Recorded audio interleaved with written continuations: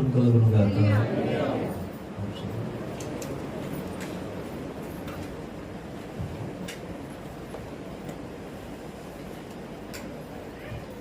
దేవుని పరిశుద్ధ గ్రంథంలో యోహాను రాసిన మొదటి పత్రిక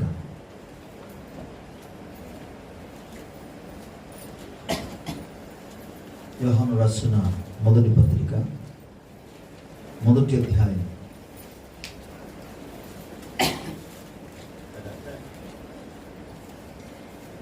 5వ వచనం. యోహాను రాసిన మొదటి పత్రిక మొదటి అధ్యాయం 5వ వచనం. మేము ఆయన వలన విని మీకు ప్రకటించు వర్తమానమేమనగా దేవుడు వెలుగై ఉన్నాడు. ఆయన యందు చీకటి ఎంత మాత్రమును లేదు. చిన్న ప్రార్థన. ప్రేమ కనికరం కలిగిన మా తండ్రి, మీ ఘనమైన గొప్ప నామమునకు కృతజ్ఞత స్తుతి స్తోత్రాలు. తండ్రి, ఆదియందు నీ వాక్యము చేత సమస్తమును కలుగజేశావు. నీ వాక్యము చేత వెలుగు కలుగజేశావు. ఈరోజు ప్రతి ఒక్క జీవితాన్ని మీరు వెలిగింపచేయమని ప్రార్థిస్తున్నాను. వినే చెవులు గ్రహించగలిగిన హృదయాలు మా అందరికీ అనుగ్రహించున్నాయి. అల్పుడను నీ పాదధూళిని తండ్రి, నీ దాసుడను నీ శిలువ చుట్ట మీరు మరుగుపరచు. నీ రక్తముతో మీరు కడిగినైనా నీ ఆత్మాభిషేకముతో మీరు నింపి మీ దాసుని నోట మీ మాటలు వచ్చి నీవు నీ ప్రజలతో మాట్లాడమని వేడుకుంటున్నాను. పిలిచిన దేవుడు నమ్మదగిన వాడవని స్తుతులు చెల్లిస్తూ నీ కృప మీద ఆధారపడి నీ ఆత్మ సహాయంను కోరి యేసయ్య నామములో అడిగి పొందుచున్నాము తండ్రి. ఆమేన్. దేవుని స్తోత్రం. హల్లెలూయా. ప్రభువు మనకు అనుగ్రహించిన ఈ అద్భుతమైన ఆశీర్వాదకరమైన దినాన్ని బట్టి ప్రభు నామమునకే మరోసారి మహిమ ఘనత ప్రభావము కలుగును గాక. తండ్రి అయిన దేవుని నుండి మన ప్రభు అయిన యేసుక్రీస్తు నుండి కృపయు సమాధానం అందరికీ కలుగును గాక. యోహాను రాసిన మొదటి పత్రికలో అపోస్తలుడైన యోహాను తండ్రితో తనకున్న సంబంధమును కలిగి యేసు ప్రభుతో సంబంధ బాంధవ్యమును కలిగి ఉండి చివరికి పరిశుద్ధాత్మ దేవుడు అతన్ని బయలుపరిచిన ఒక సత్యాన్ని ఆయన తెలియజేస్తున్నారు. ఆ సత్యమే అని అంటున్నాడు, మేము ఆయన వలన విని మీకు ప్రకటించు వర్తమానమేమనగా దేవుడు వెలుగై ఉన్నాడు. ఆయన యందు చీకటి ఎంత మాత్రమును లేదు.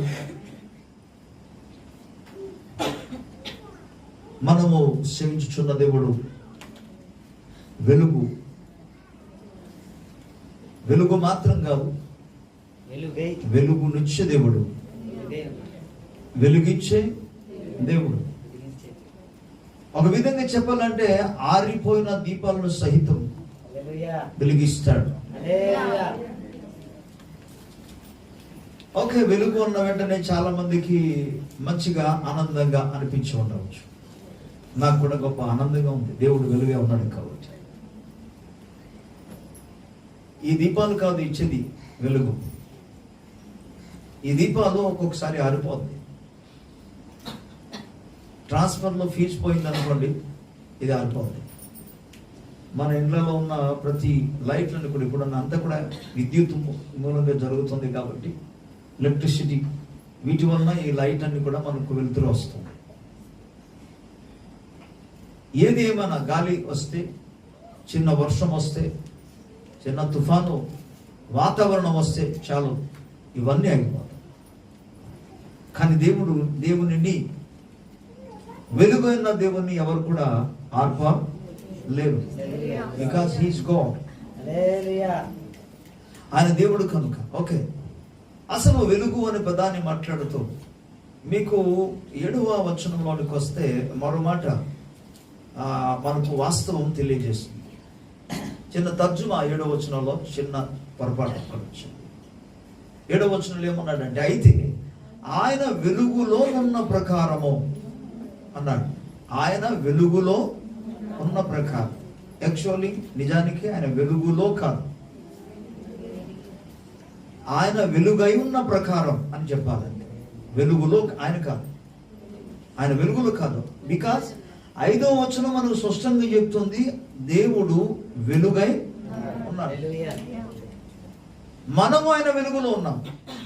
మనము మనుష్యులు ఆయన వెలుగులోనికి రాగలరు, వెలుగులో నడవగలరు, వెలుగులో నివాసము చేయగలరు. కానీ దేవుడు వెలుగులో ఉండడం కాదు, దేవుడే వెలుగే ఉన్నాడు.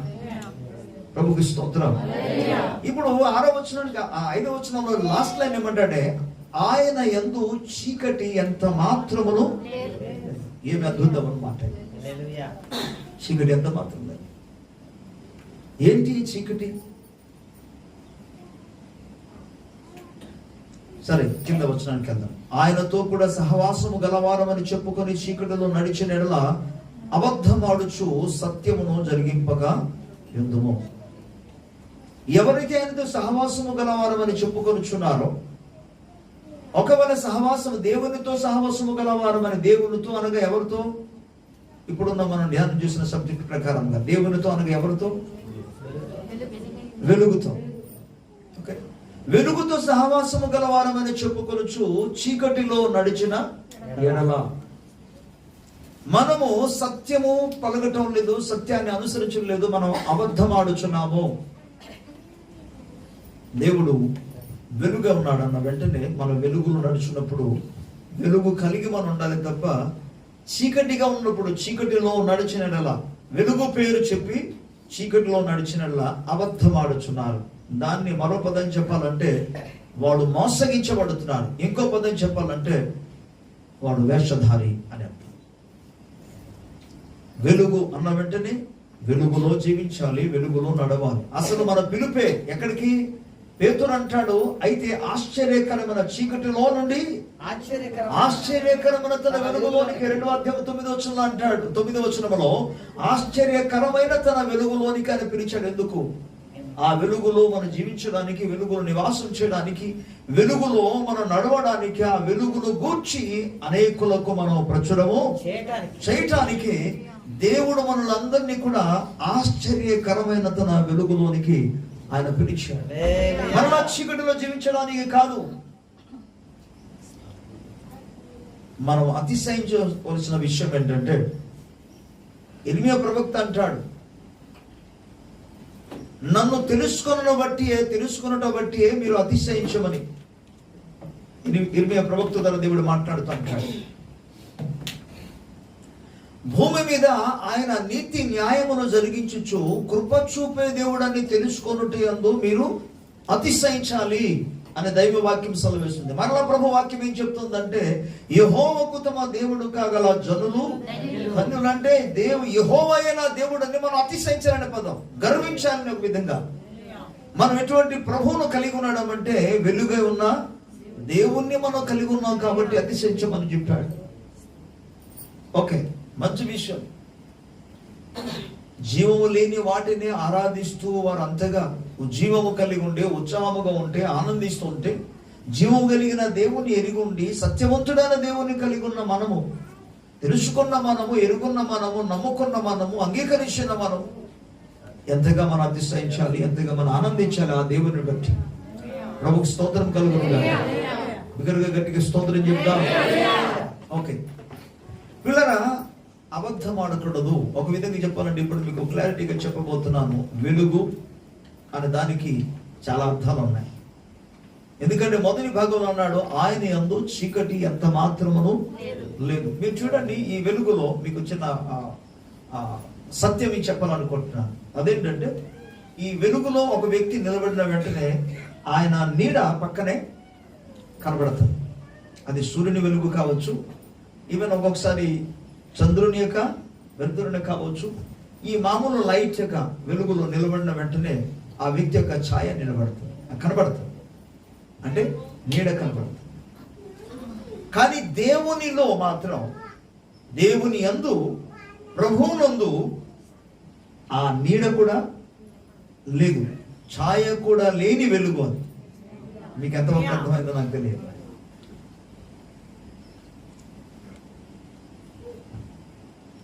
తిమోతికి రాసిన పత్రికలో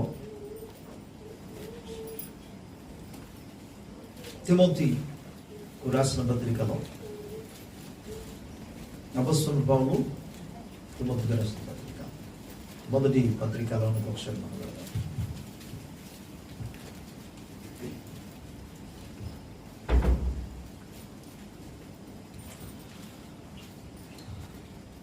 పదిహేను వచనం నుండి నేను చదువుతాను. శ్రీమంతుడును అద్వితీయుడునగు సర్వాధిపతి యుక్త కాలమునందు ఆ ప్రత్యక్షతను కనుపర్చుచు ఆ సర్వాధిపతి రాజులకు రాజును ప్రభువులకు ప్రభువునై ఉన్నాడు. సమీపింపరాని తేజస్సులో ఆయన మాత్రమే నివసించుచు అమరత్వము గలవాడై ఉన్నాడు. మనుష్యులలో ఎవడును ఆయనను చూడలేదు, ఎవడును చూడనేరడు. ఆయనకు ఘనతయు శాశ్వతమైన ప్రభావమును కలిగి ఉండును గాక. గట్టిగా ఆమెను చెప్పాలి. చదువున్నప్పుడు చదివేసి పాస్టర్ గారు చదివారని కాదు, లేదా మీరు ఎవరొకరు చదివారని కాదు. ఆ వాక్యము ప్రభువుకు సంబంధించింది కాబట్టి అది తెలిసిన వెంటనే, వినబడిన వెంటనే మనం ప్రభువుకు స్తోత్రం చెప్పాలి. హల్లెలూయా. ఇక్కడ ఏమనబడిందంటే సమీపింపరాని తేజస్సులో ఆయన మాత్రమే నివసించువాడు. అటువంటి వెలుగు ఆయన. ఒకప్పుడు మనము చీకటిలో జీవించిన వారు, ఒకప్పుడు చీకటి సంబంధమైన క్రియలు చేసిన వారు. నేను వ్యక్తిగతంగా విగ్రహారాధనలో పాల్పొంగు పొందిన వ్యక్తిని.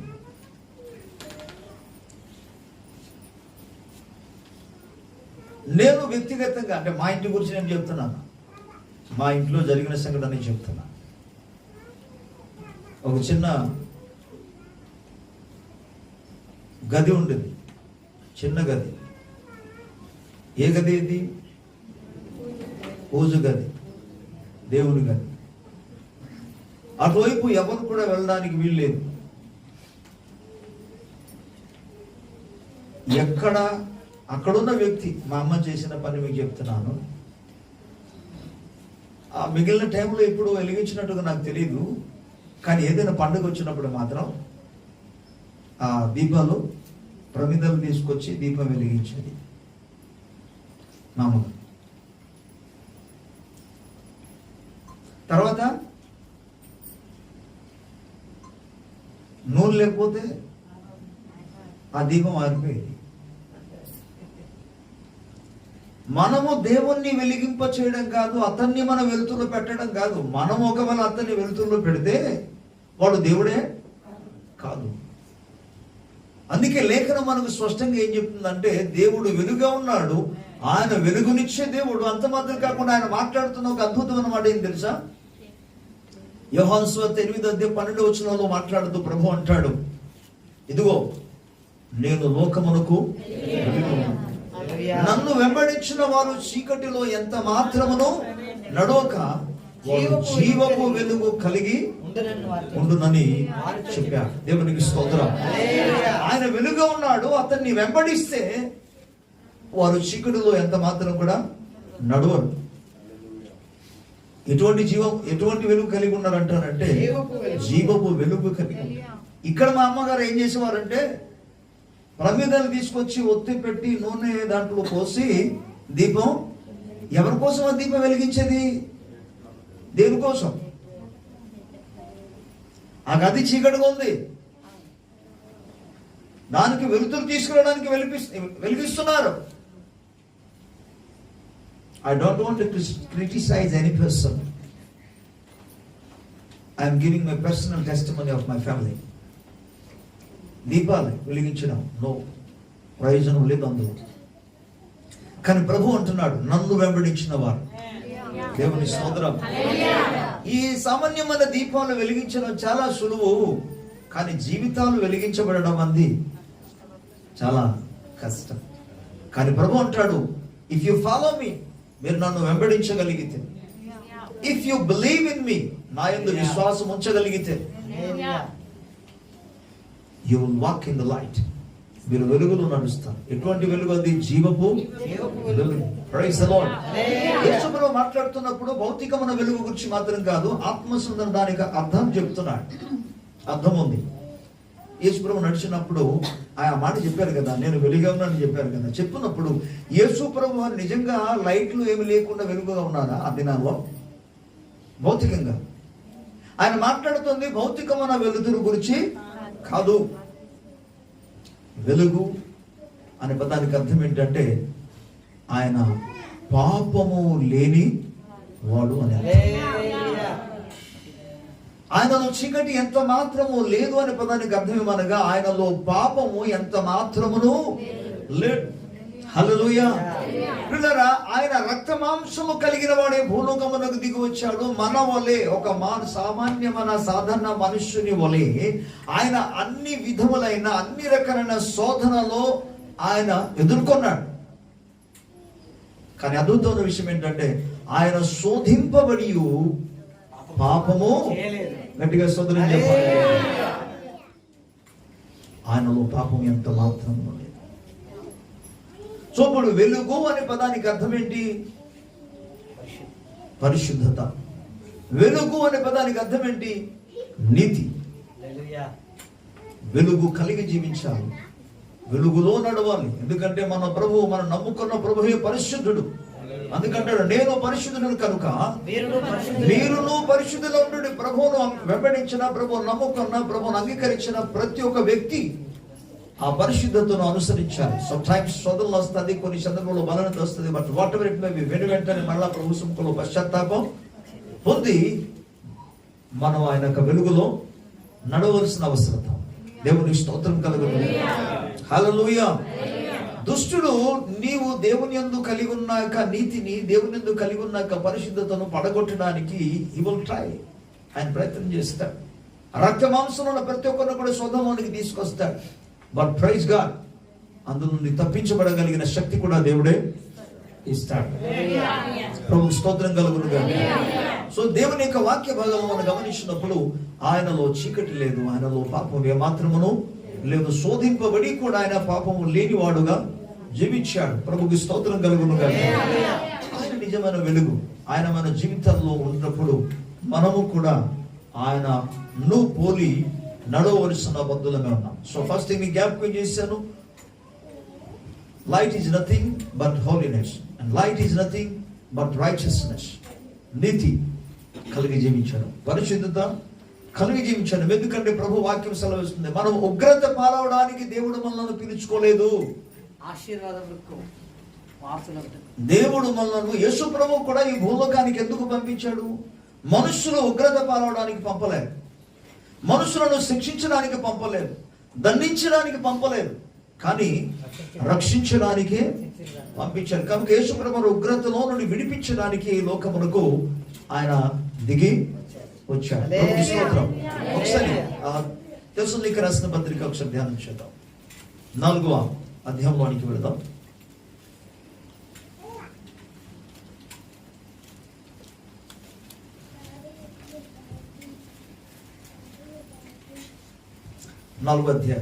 తెస్సలోనికీయులకు రాసిన మొదటి పత్రిక 4వ అధ్యాయంలో రైట్ 5వ వచనం నుండి మనం చదువుకుందాం. 4వ వచనం కలిసి ఉంది. మీలో ప్రతి వాడును దేవుని ఎరుగని అన్ని జనుల వలె కమావిలసి యందు కాక పరిశుద్ధత యందును ఘనత యందును తన ఘటమును ఎట్లు కాపాడుకునేవరునో అది ఎరుగుండుటయే దేవుని చిత్తము. ఈ విషయం ముందు ఎవడను అతిక్రమించి తన సహోదరునికి మోసము చేయకుండా వలెను. ఎందుకనగా మేము పూర్వం మీతో చెప్పి సాక్ష్యం ఇచ్చిన ప్రకారము ప్రభువు వీటన్నిటి విషయమే ప్రతిదండన చేయవాడు. పరిశుద్ధులగుటకే దేవుడు మనలను పిలిచిన గాని అపవిత్రులుగా ఉండుటకు పిలువ లేదు. కాబట్టి ఉపేక్షించేవాడు మనుష్యుని ఉపేక్షింపడు గాని మీకు తన పరిశుద్ధాత్మను అనుగ్రహించే దేవునినే ఉపేక్షించుచున్నాడని ఈ యొక్క వాక్యము, దైవ వాక్యం మనకు తెలియజేస్తుంది. ప్రేమన దేవుని బిడ్డలారా, ఈ దేవుని యొక్క అద్భుతమైన గుణ లక్షణాలు మనలో ప్రతి ఒక్కరు కూడా కలిగి ఉండాలి. సో పరిశుద్ధతను మనం వెంబడించాలి, పరిశుద్ధతను అనుసరించాలి, పరిశుద్ధతలో నిలిచి ఉండాలి. ఆ పరిశుద్ధతలో బైబిల్ మనలో ఏం చెప్తుందో, లేఖనం చెప్తుందో అంటే పరిశుద్ధతలో నుండి అధిక పరిశుద్ధతలోనికి. ఎందుకంటే ఒక వ్యక్తి రక్షణ పొందిన వెంటనే పరిశుద్ధత అనే వాటిలో క్లాస్లోనికి వచ్చాడు, తరగతిలోనికి వచ్చాడు రక్షణ పొందిన వెంటనే. ఇప్పుడు చదువుకున్న వెంటనే ఏబిసిడి వచ్చినంత మాత్రాన అన్ని చదివేశారని అర్థం కాదు. అలాగే రక్షణ అనుభవంలోనికి వచ్చిన వెంటనే ఒక వ్యక్తి ఆ పరిశుద్ధత అనే తరగతిలోని ప్రవేశించాడు. అక్కడ నుండి ఇంకా అనేకమైన తరగతుల్లో పాస్ అవుతూ ఉత్తీర్ణత పొందొచ్చు, ముందుకు సాగాలి. అది జరిగినప్పుడే ఎక్కడికి వెళతారు? పరిపూర్ణత కలిగినప్పుడు ప్రభు ఒక రాజ్యంలో ప్రవేశించడానికి సంపూర్ణమైన యోగ్యత కలిగి ఉంటాడు. దేవునికి స్తోత్రం కలుగుతుంది.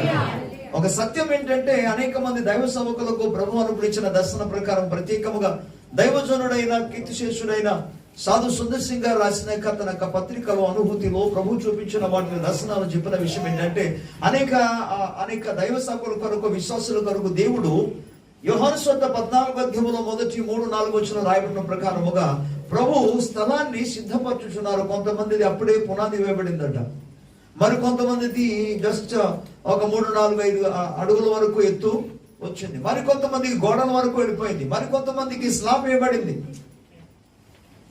మరి కొంతమందికి మొత్తం ఫినిషింగ్ అంతా జరిగిపోయింది. కొంతమంది జస్ట్ అందులో ప్రవేశం చేయగలుగున్నట్టుగా పని అంతా కూడా పరిపూర్ణం చేయబడింది. మరి కొంతమంది ఏం చేయబడుతుంది?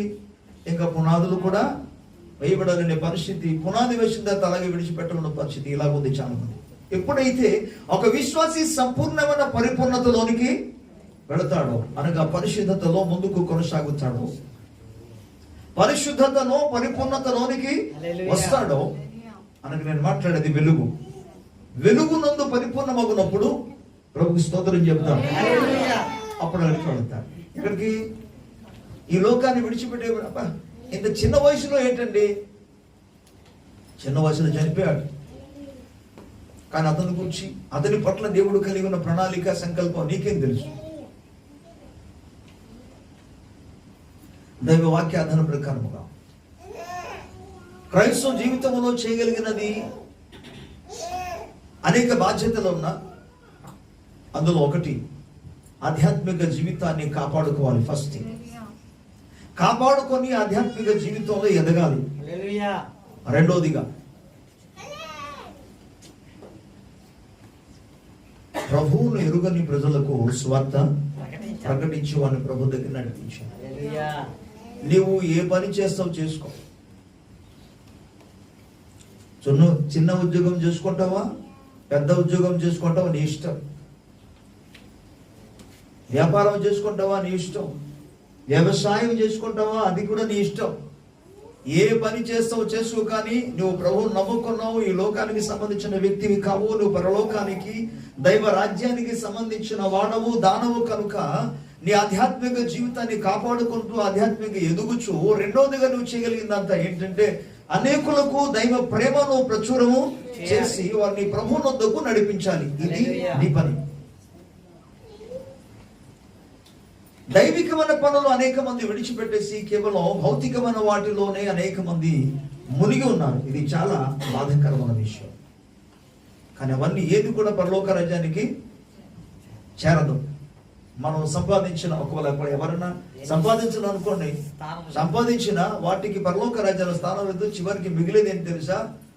మీకు ఒకవేళ 2-3 పిల్లలు ఉంటే దేవునికి స్తోత్రమే, అక్కడ హల్లెలూయా స్తుతి మహిమ అవుతుంది నువ్వు వెళ్ళిపోయిన తర్వాత.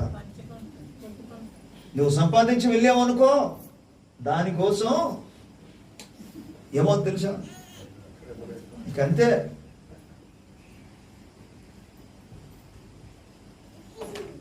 సహోదరుల మధ్య తగాదాలు. నువ్వైతే సంపాదించి వెళ్ళిపోయావు, కానీ పిల్లల పరిస్థితి ఎలా ఉంటుంది? అది నాకు కావాలి, ఆ పొలం నాకు కావాలి, ఆ ఇల్లు నాకు కావాలి, ఆ స్థలం నాకు కావాలి, ఆ బంగారం నాకు కావాలి. నీకు కొంచెం అవ్వాలి, నాకు మాత్రం ఎక్కువ రావాలి. నువ్వు సంపాదించి ఏం చేయగలిగావు పిల్లలకి? నేను ఇన్ని సంవత్సరాల పరిచర్య అనుభూతిలో చెప్తున్నాను. సుమారుగా 20 years టు అబౌవ్ దేవుని పరిచర్యలో ఉంటున్నా. నా అనుభూతులు చెప్తున్నా. పిల్లల కోసం మనం సంపాదించవలసింది డబ్బు ధనం కాదు, ఇది భూలోకంలో అవసరమైనదే కానీ సంపాదించవలసినది కాదు. వారికి దైవ భయాన్ని మనం సంపాదించేవాళ్ళు, వాటిని నేర్పించాలి. ఎందుకంటే డబ్బు ధనము లేకపోయినా ఎక్కడికి వెళ్తారు? పరలోక రాజ్యంలో చేరుతారు, దేవుని సన్నిధిలో చేర్చబడతారు. హల్లెలూయా. నువ్వు డబ్బు ధనము సంపాదించి ఇచ్చిన తర్వాత వారి కొన్ని దైవికంగా నడిపించకపోతే ఎక్కడికి వెళ్తారా? కిందకి. ఏ కింద? పాతాళం కాదు, నరకానికి వెళతారు. ఈ సత్యాన్ని పేరెంట్స్, తల్లిదండ్రులు ఎన్నడూ కూడా మర్చిపోకూడదు. అందుకే వాటి కొరకు పిల్లల నిమిత్తం ప్రయాసపడాలి. రైట్. ప్రభుకు స్తోత్రం కలుగునుగా. సో ఆయన ఉగ్రతలో నుండి తప్పించడానికి ప్రభు దిగి వచ్చాడు. ఆయన పరిశుద్ధత కలిగి జీవించాలి. ఓకే, ఈ యొక్క వెలుగు అన్న వెంటనే మరో అర్థం ఏమనగా ప్రేమ. వెలుగు అంటే అందరూ చెప్పాలి.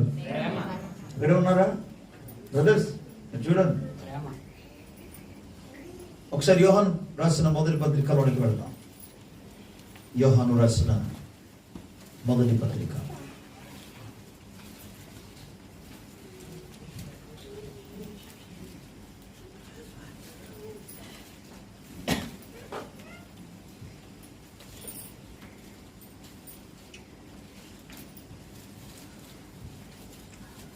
రెండవ అధ్యాయంలోనికి వెళదాం.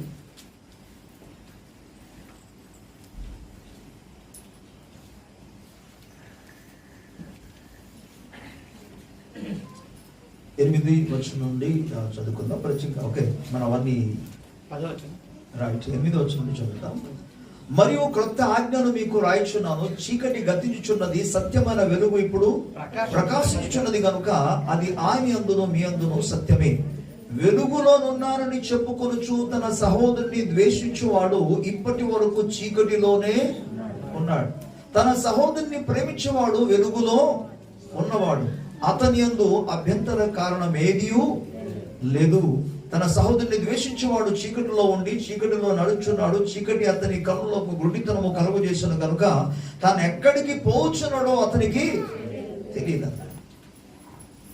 సుమారుగా మన 7వ వచనం నుండి కూడా 11వ వచనం వరకు మనం ధ్యానం చేసుకున్నప్పుడు దైవ వాక్యం మనకి ఏం చెప్తుందంటే దేవుని ఆజ్ఞను మనం పాటించవలసిన విషయం అని చెప్పాడు. అసలు ఏంటి ఆజ్ఞ? దేవుడిచ్చిన ఆజ్ఞ ఏంటి? ఈ యోహాను పత్రికలో రాయబడిన వాటిని మాత్రం మనం ధ్యానం చేస్తున్నాం. మనం ఎప్పుడైనా సరే ఆ సబ్జెక్ట్ ని మనం అర్థం చేసుకోవాలి, అంశంను గురించి అర్థం చేసుకోవాలి. బైబిల్ గ్రంథంలో దైవ సేవకులు, భక్తులు, పరిశుద్ధాత్మ ద్వారా ప్రేరేపింపబడిన వారై ఒక్కొక్క సబ్జెక్ట్ గురించి వారు రాశారు. ఆ సబ్జెక్ట్ ని, ఆ కాంటెక్స్ట్ ని బట్టి మాత్రం మనం అర్థం చేసుకోవాలి. ఇక్కడ ఏమరాయబడిందంటే ప్రభు ఇచ్చిన ఆజ్ఞ అని మాట్లాడారు. ఆజ్ఞని మాట్లాడిన తర్వాత కింద భాగానికి వచ్చిన వెంటనే ఆయన ప్రేమను గురించి తెలియజేశాడు. ప్రభు ఇచ్చిన ఆజ్ఞ ఏంటి? ప్రేమ కలిగి జీవించాడు. దేవుని స్తోత్రం. పిల్లరా, ప్రేమను ఎవరు కొనుక్కోలేరు. అది కొంటే దొరికింది కాదు. దైవ ప్రేమ అమ్మాయి షాప్ లో ఎక్కడ లేవు, అది దేవునిలో మాత్రం దొరుకుతుంది. పరిశుద్ధాత్మ ద్వారా మాత్రం ఆ ప్రేమ కుమ్మరించబడుతుంది అని పౌలు అంటాడు. మన హృదయములలో దేవుని యొక్క ప్రేమ సమృద్ధిగా ఆత్మ ద్వారా, పరిశుద్ధాత్మ ద్వారా కుమ్మరింపబడిందని అంటాడు. దేవునికి స్తోత్రం కలుగును. క్రీస్తు ప్రేమ కలిగి ఉన్న ప్రతి ఒక్క వ్యక్తి కూడా వెలుగే ఉన్నాడు, వెలుగులో ఉన్నాడు, వెలుగులో నడుచుచున్నాడు అని అర్థం. ప్రేమ లేనివాడు, నేను చెప్పడం కాదు, లేఖనం చెప్తుంది, పరిశుద్ధాత్ముడు అంటున్నాడు, ప్రభు పక్షముగా సాక్ష్యం ఇస్తున్నాడు, వాడు ఇంకా నువ్వు చీకటిలోనే ఉన్నాడు. ఎవరు చీకటిలో ఉన్నాడు? అవును, నిజమే. తన సహోదరుని ద్వేషించువాడు, తన సహోదరుని పట్ల ఏదైనా చిన్న, అది పెద్దదని కాదు, చిన్నదైనా సరే అతని పట్ల ఎటువంటి కోపం ఉన్నా, అతని పట్ల ఎటువంటి ద్వేషం ఉన్నా, అతని పట్ల ఎటువంటి అసూయ ఉన్నా, అతనిలో సహోదరుల ఎడల ప్రేమ లేదు. ప్రేమ లేకపోతే వాడు ఏమన్నాడు తెలుసా? వెలుగు లేదు అతనిలో అని అర్థం. కానీ ఆ మాటకు మరో అర్థం మీకు చెప్తున్నాను ఏంటంటే, వాడు చీకటిలో ఉన్నాడు. నేను చెప్తున్నాను, లేఖనం ఉందా? లేఖనము స్పష్టంగా చెప్తుంది. ఇలా వాక్యం చెప్తున్నప్పుడు ఒక్కొక్కసారి పాస్టర్ గారు ఈరోజు నాకు చూసే ఈ మాట చెప్తున్నా, లేకపోతే మరికొంతమంది కరెక్ట్గా పలానా వ్యక్తికి సరిపోయింది ఈ వాక్యం. ఇది పలానా వ్యక్తికి, ఈ వ్యక్తికి, ఆ వ్యక్తి కోసం కాదు. ఇది ప్రతి ఒక్కరి ఆధ్యాత్మిక జీవితంలో క్షేమాభివృద్ధి కొరకు, ప్రయోజనము కొరకు ప్రభు మాట్లాడతాడు. దేవుని స్తోత్రం కలుగును. హల్లెలూయా. ప్రభు మహాకృపలో కొన్ని సంవత్సరం నుండి కాపర్లు దైవ సేవకులకు సదస్సును ఏర్పాటు చేసి దైవ వాక్యాన్ని, ప్రభు మాటలు అందించాలని ఆశ కలిగి ఉండి గత వారం ఒడిశాలో ఒక ప్రాంతానికి వెళ్ళి కొంతమంది దైవ సేవకుల మధ్య దైవ వాక్యమును అందించడానికి ప్రభు కృప ఇచ్చారు. చాలా మంది ప్రార్థన చేశారు. వాటిని బట్టి దేవుని స్తుతిస్తున్నాను. ప్రభు మిమ్మల్ని దీవించును గాక. వాక్య పరిచర్య అయిన తర్వాత వారిలో ఉన్న రెస్పాండ్, ఒక పాస్టర్ గారు అంటారు, పాస్టర్ గారు ప్రకటిస్తున్న ప్రతి వాక్యం, మీ ద్వారా ప్రభు మాట్లాడిన ప్రత్యేక మాటలు నా జీవితానికి అవసరమా ఉన్నది. అంతేకాకుండా మీరు ప్రకటిస్తుండగా నేను అంటే ప్రతి రెఫరెన్స్ కూడా ఆ ప్రభు నాతో మాట్లాడుతూగా ఉంది. ప్రతి రెఫరెన్స్ ద్వారా కూడా దేవుడు నేను పరిశీలన చేసుకోవడానికి అవకాశం ఉంది. ఎందుకంటే అందులో ప్రకటించబడిన ప్రతి మాటల్లో, ప్రతి వాక్య భాగంలో అందులో ఏది కూడా నేను అంటే ఈ వాక్య విషయం నో ప్రాబ్లం అన్నట్టుగా లేదు. అసలు ప్రతి వాక్యంలో కూడా నేను పరిశీలన చేసుకున్నాను. దేవుని స్తోత్రం కలుగును. ఎవరు చెప్పారు ఈ మాట? ఒక దైవజనుడు చెప్పారు. అదే మాటని మనం వేరే విధంగా కూడా తీసుకోవచ్చు. ఏమని, ఈ వాక్యం నాకు కాదు, పలానా పాస్టర్ గారికి అయితే సరిగ్గా సరిపోయిందని అనుకోవచ్చు. కానీ దేవుడు పలానా పాస్టర్ గారి కోసం కాదు, అందరి కోసం మాట్లాడాడు. ఈవెన్ పాస్టర్ గారిని ఆ విధంగా నా కోసమే అన్నప్పుడు సామాన్యమైన సాధారణ విశ్వాసులు ఏమనాలి? ప్రభు నా క్షేమం కొరకు మాట్లాడారన్నాలా, లేకపోతే పలానా వ్యక్తి కోసం వేశారు ఈ రోజు అని అనుకుంటారు. దేవుడు అందరిని ప్రేమిస్తాడు.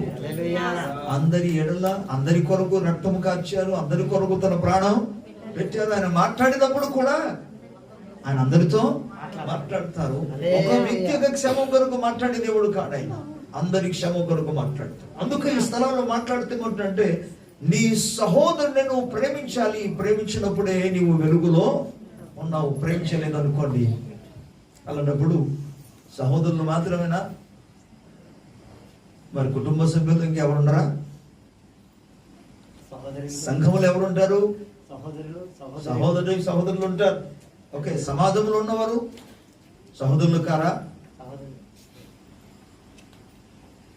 తోటి మానవుడు కాడా? వాడిని ప్రేమించకూడదా?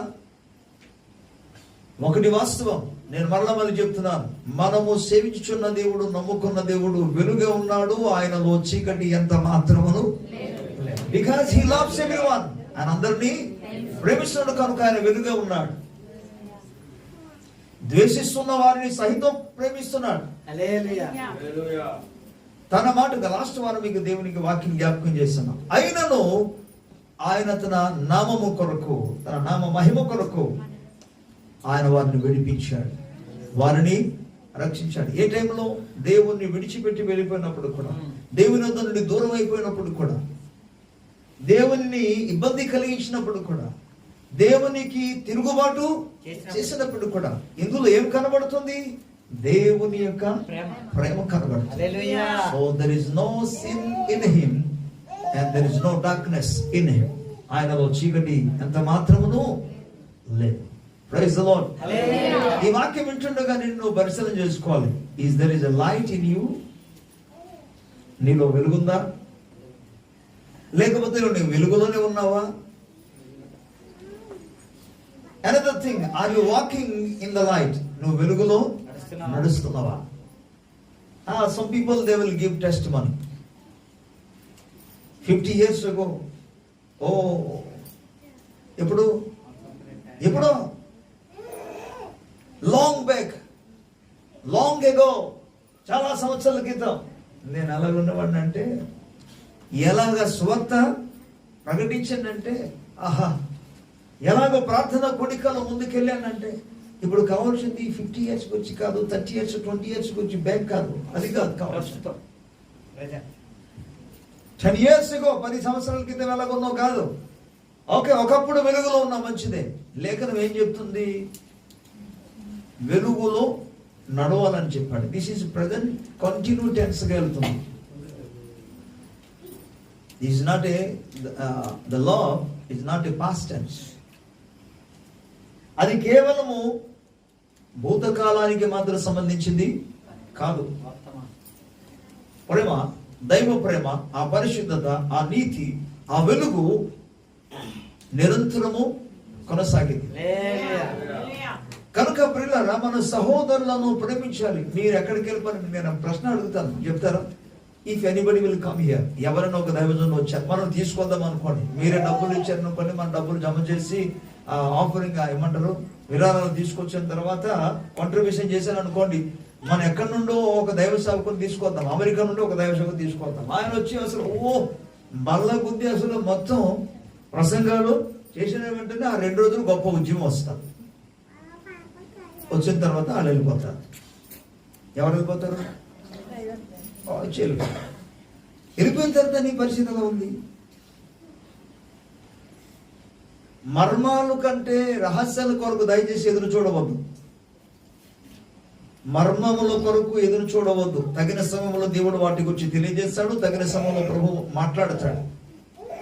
మనకు కావలసింది, లేకపోతే నీకు కావలసింది ఇప్పుడు మర్మాలు కాదు, వాక్యమును అనుసరించడమే నీకు కావలసింది. ప్రేమ కలిగి, నాకు అది కొంతమంది మాట్లాడుతున్న మాటలు వింటుంటే కనికరం అనిపిస్తుంటది, ఒక్కొక్కసారి దయ అనిపిస్తుంటది, ఒకసారి కోపం అనిపిస్తుంది. బర్త్డే చేయవచ్చా, చేయకూడదా? చేస్తే ఏమి, చేయకపోతే ఏమి? This is not important. ఏముండాలి నీకు? హలో, నీకేముండాలి? నీలో అసలు ఏముండాలి? ప్రేమ ఉండాలి. ఎందుకంటే అంతేగాని బర్త్డే చేశారండి అంటే అది సరైనది కాదండి, అది వాక్యానుసరైనది కాదు, అది వాక్యం. అది కాదురా బాబు, అది ఉంటే ఏమి, లేకపోతే ఏమి? నీ బ్రతుకు మార్చుకున్నావా? అసలు కావాల్సిందేంటి? బ్రతుకు మార్చుకోవాలి, ప్రేమ కలిగి జీవించాలి. అది ఉంది అసలు ఇంపార్టెంట్. అది కాకుండా అనవసరమైన వాటిని గురించి ఎత్తడం ఎందుకు? నీ ఆధ్యాత్మిక జీవితాన్ని పాడు చేసుకోవడం ఎందుకు? అవసరమైనది ఏంటో మనం అది చూసుకోవాలి.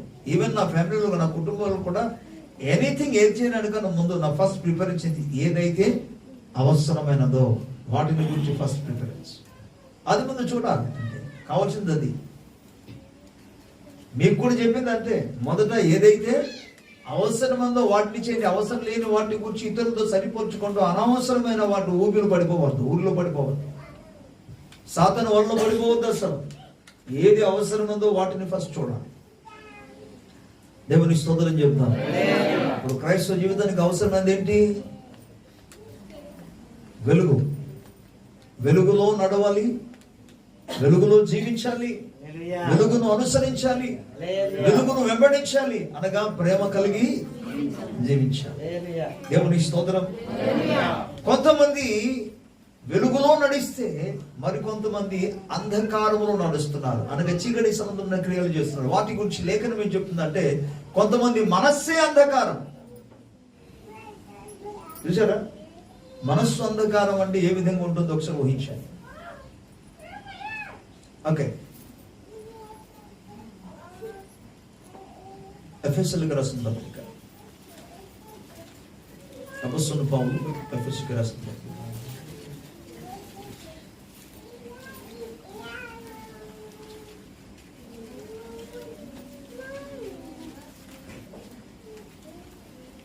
Praise the lord. దేవునికి స్తోత్రం. హల్లెలూయా. Wonderful Jesus. 4వ అధ్యాయం 17-18 వచనం చదువుకుందాం. కాబట్టి అన్యజనులు నడుచుకున్నట్లు మీరు ఇక మీదట నడుచుకునవలదని ప్రభువునందు సాక్ష్యం ఇచ్చుచున్నాను. వారైతే అంధకారమైన మనస్సు గలవారై తమ హృదయ కాఠిన్యము వలన తమలోనున్న అజ్ఞానము చేత దేవుని వలన కలుగు జీవములో నుండి వేరుపరచబడిన వారై తమ మనస్సునకు కలిగిన వ్యర్థత అనుసరించి నడుచుకొనుచున్నారు. జాగ్రత్త గమనించాలి. అన్ని జనులు నడుచుకున్నట్టుగా మీరు నడవకూడదు. ఎందుకు అలా నడవకూడదని నేను మీకు సాక్ష్యం ఇచ్చుచున్నాను అంటూ 18 వచనం అంటాడు, వారైతే అంధకారమైన మనస్సు గలవారై. వారి మనస్సు ఎలాగుంది? ఇప్పుడు అంధకారమయంగా ఉంది. పిల్లరా, కొంతమంది క్రియలు అంధకార సంబంధమైనది, కొంతమంది మనస్సు అంధకార సంబంధమైనది. ఈ అంధకార సంబంధమైన మనస్సు గురించి మాట్లాడుతూ ఫస్ట్ థింగ్ ఏమన్నాడంటే, తమ హృదయ కాఠిన్యము వలన తమలోనున్న అజ్ఞానము చేత. ఆత్మ సంబంధమైన అర్థాలలో మరొక అర్థం ఏంటంటే, అజ్ఞానం అనేది కూడా అంధకారం. అందుకే మహారుషులు చేసిన ప్రార్థన, తమసోమ జ్యోతిర్గమయ, చీకటిలో నుండి మమ్మల్ని వెలుగులోనికి నడిపించము, అసత్యములో నుండి సత్యములోనికి మమ్మల్ని నడిపించము, మరణములో నుండి జీవములోనికి నడిపించమని వారు ప్రార్థన చేశారు. మనస్సు చీకటి, దేవునిని ఎరగకపోవడమే చీకటి. అందుకే కొరింథీ పత్రికలో 4వ వచనంలో మాట్లాడుతూ పరిశుద్ధాత్మ దేవుడు పౌలు ద్వారా ఏమంటాడంటే, ఈ యుగ సంబంధమైన దేవత అవిశ్వాసుల యొక్క మనోనేత్రమును గుడ్డితనము కలుగు చేశాడు. గుడ్డితనం అనగా చీకటి కమ్మ చేస్తున్నాడని అర్థం, అంధకారము కలుగు చేస్తున్నాడని అర్థం.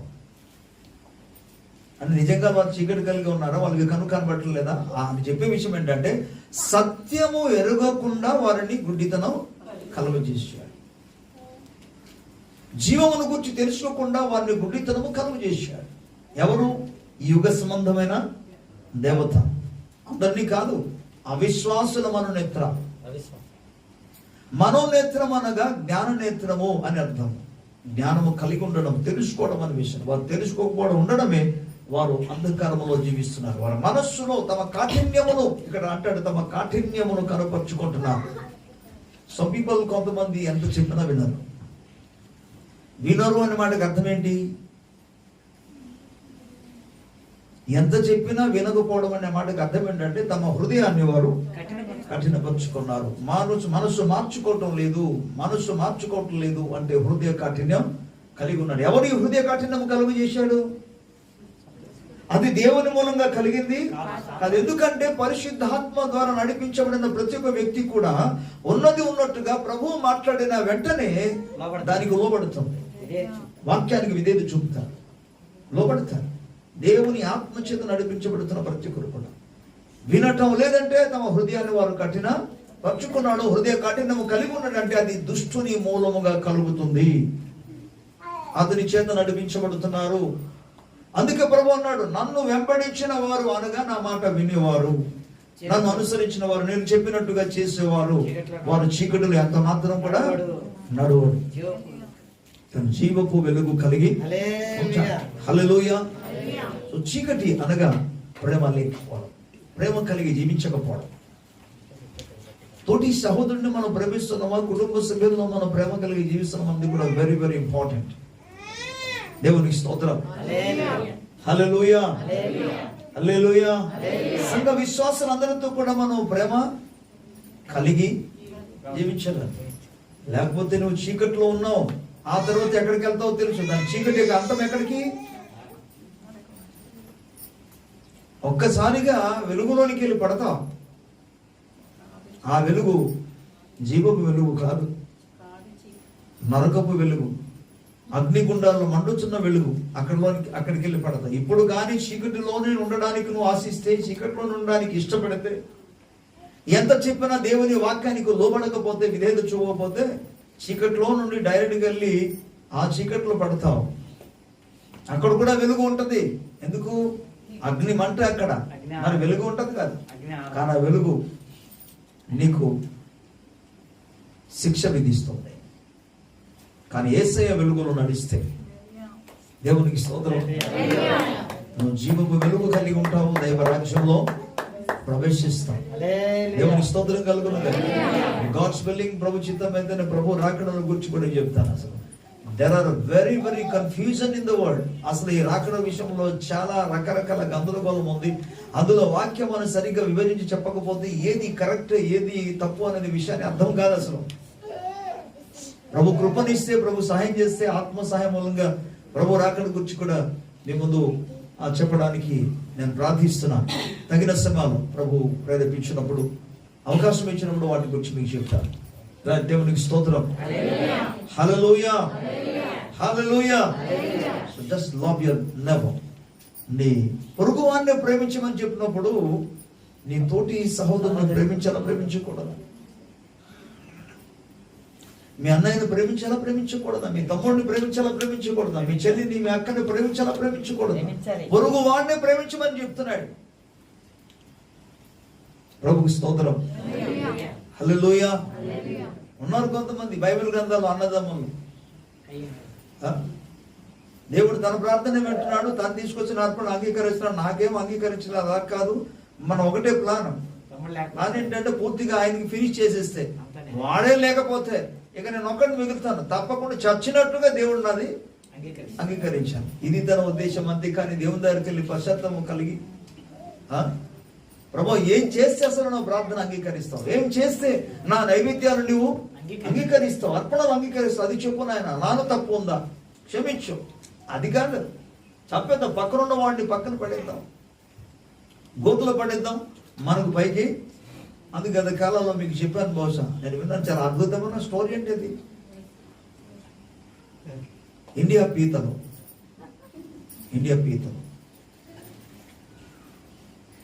ప్రదర్శన చేశారంటే ఒక స్థలాల్లో.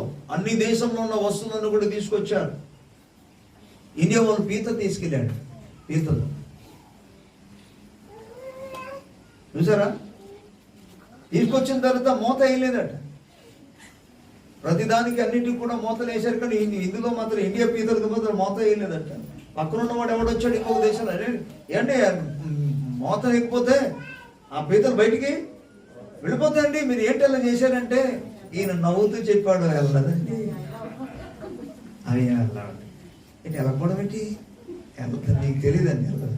ఎందుకంటే ఒక పీత పైకి వెళ్ళిందంటే కింద ఉన్న పీత వాడు లాగేస్తుందండి, అసలు వెళ్ళదండి. మోత అవసరం లేదు. ఇండియా పీత ఏమి అద్భుతమైన స్టోరీ అండి. నాకు అది ఎంత వాస్తవం అనిపించింది.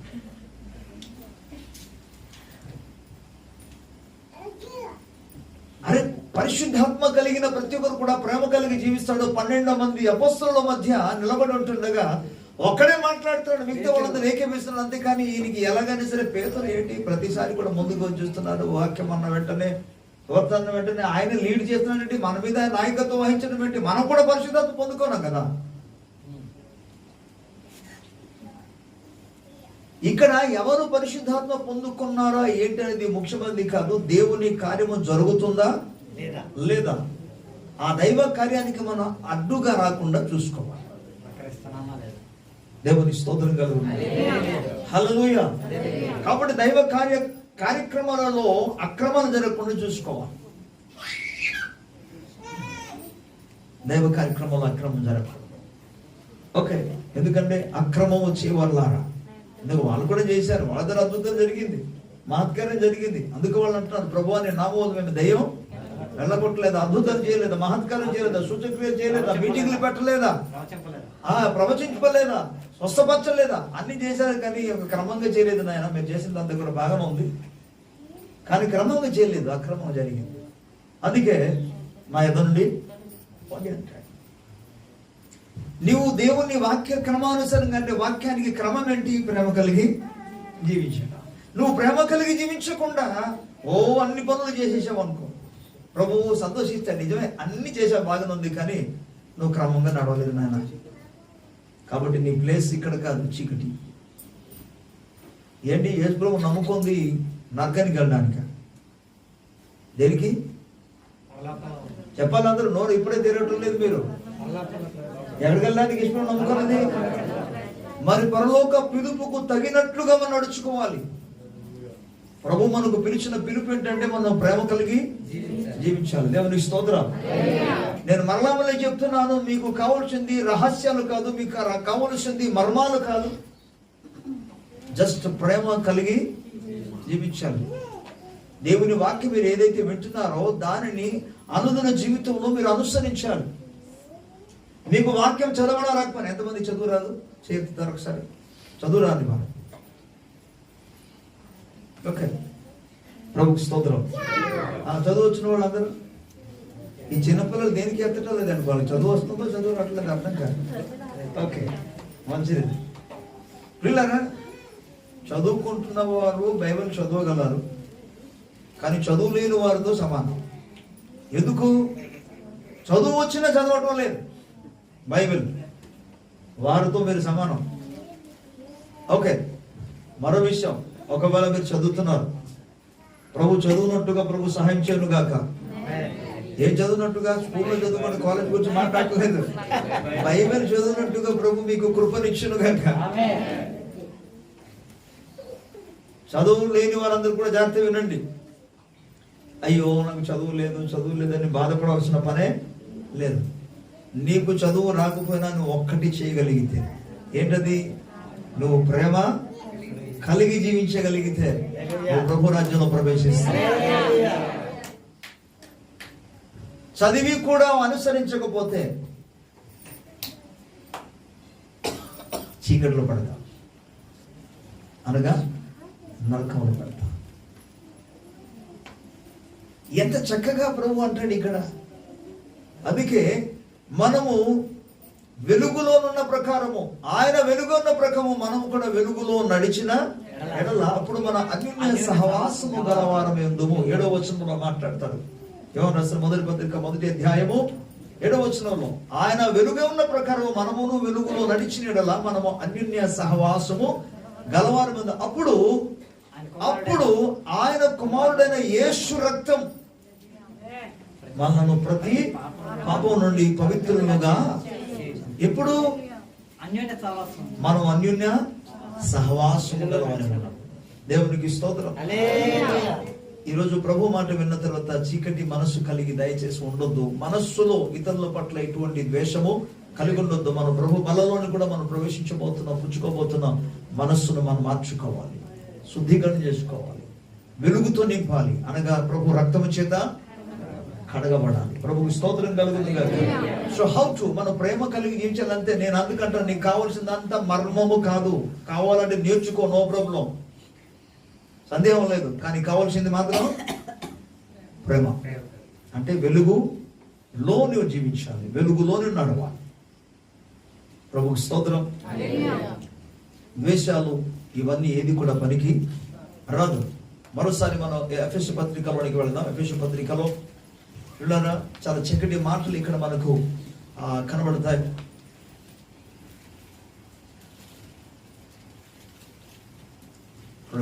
దేవునికి స్తోత్రం.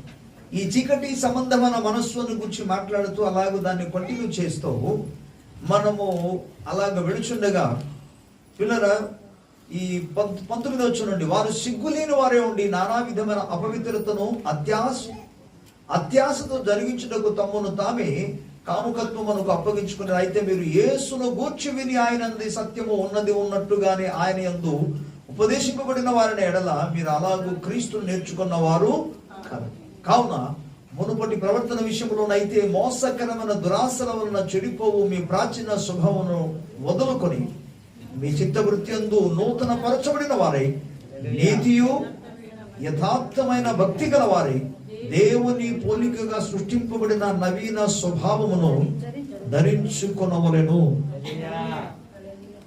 ఇంకా కిందకు వెళదాం. మనము ఒకరినొకరము అవయవములమై ఉన్నాము గనుక మీరు అబద్ధమాడుట మాని ప్రతి వాడును తన పొరుగు వానితో సత్యమే. ప్రభుకి స్తోత్రం. అబద్ధం ఆడరాదు. ఇది తెలుసా తెలియదా? తెలుసు. కానీ రోజుకి ఎన్నిసార్లు అబద్ధాలు. ఎవరు? అన్యులు కాదు. బాధకరణ విషయం. నేను అందుకే నమ్మిస్తాను. మీరు ఏం చెప్పినా నేను నమ్మిస్తాను. నీకు విషయం తెలుసా, నేను మళ్ళీ చెప్తున్నాను, మీరు ఏమి చెప్పినా నమ్మేస్తాను. ఎందుకంటే ఒకటి, నేను అనుకుంటున్నాను ఏమని, నేను దేవుని సేవకును కదా, నా దగ్గర అబద్ధం చెప్పరు అని నేను నమ్మేస్తాను. మీరేం చెప్పి ఏమి రాలేదు అని అడిగాను అనుకో, దానికి ఏదో చెప్తారు, నేను నమ్మేస్తాను దాన్ని. ఎందుకో నాలో ఉన్న విశ్వాసం ఏంటంటే నేను దేవుని సేవకుడు. దేవుని సేవకునికి అబద్ధం చెప్పరు కదా, దేవుని ప్రతినిధి కదా, దేవుడు అభిషేకించిన వ్యక్తి కదా. అపొస్తలుల కార్యము 5వ అధ్యాయంలో జరిగిన సంఘటన అందరికీ తెలిసిందే కదా. పేతురుకు అబద్ధం చెప్పినందుకు జరిగిన సంఘటన మనకు తెలుసు కనుక నేను నమ్ముతున్నాను. ఏమని? అబద్ధం చెప్పరు, దైవ సేవకుని దగ్గర అబద్ధం చెప్పరు అని. అననీయ సఫీరా ఏమయ్యారు? అబద్ధాలు చెప్పి. అందుకే నేను నమ్ముతాను ఏంటంటే మీరు అబద్ధం చెప్పరండి. కానీ ఎన్ని సందర్భాలలో మన ఇంట్లో కుటుంబాలలో అబద్ధాలు మాట్లాడుతాం. పొరుగువాన్ని ప్రేమించుట అనగా సత్యమును అనుసరించి నడుచుట. దేవుని స్తోత్రం. వినండి, ఒకదానికి ఒకటి లింక్. వెలుగు అనగా ప్రేమ, ప్రేమలో ఏముంది? సత్యం ఉంది. కనుక నువ్వు సత్యమును అనుసరించకపోతే నీలో ప్రేమ లేదు. నీలో ప్రేమ లేకపోతే నువ్వు చీకటిలో నడుస్తున్నావు. అందుకు సత్యము పలకాలి. సత్యం, ఒకవేళ సత్యము లేకుండా అబద్ధం ఉంటే ఆ మాటకి అర్థం ఏంటి? వారు తమ మనస్సులో అంధకారము కఠినము కలిగిన వారి అంధకారంలో నడుస్తున్నారని అర్థం. అందుకే పొరుగు వారితో ఏం చెప్పాలి? అందరూ చెప్పాలి. చాలా కష్టం పాస్టర్ గారు సత్యం చెప్పడం అంటే. అందుకే ప్రాక్టీస్ మనం చేయాలి, అలవాటు చేసుకోవాలి, నెమ్మదిగా అభ్యాసం చేసుకోవాలి, సత్యమును అనుసరించడానికి ప్రయత్నం చేయాలి. అప్పుడు దావీదు చేసిన ప్రార్థన నెరవేర్చబడుతుంది. ఏంటి తెలుసా? దేవా నా మొర అదే అనుకుంటున్నా, నేను ఎక్కలేనంత ఎత్తైన కొండపైకి నన్ను ఎక్కించును. ఎందుకంటే నువ్వు సత్యాన్ని అనుసరించి నడవడానికి ప్రయత్నం చేస్తున్నావు, ప్రేమ కలిగి జీవించడానికి ప్రయత్నం చేస్తున్నావు, పరిశుద్ధత కలిగి జీవించడానికి ప్రయత్నం చేస్తున్నావు, యథార్థత కలిగి జీవించడానికి ప్రయత్నం చేస్తున్నావు, నీతి కలిగి జీవించడానికి ప్రయత్నం చేస్తున్నావు. నీ ప్రయత్నాలలో దేవుడు ఏం చేస్తాడు? తన చేయి పట్టి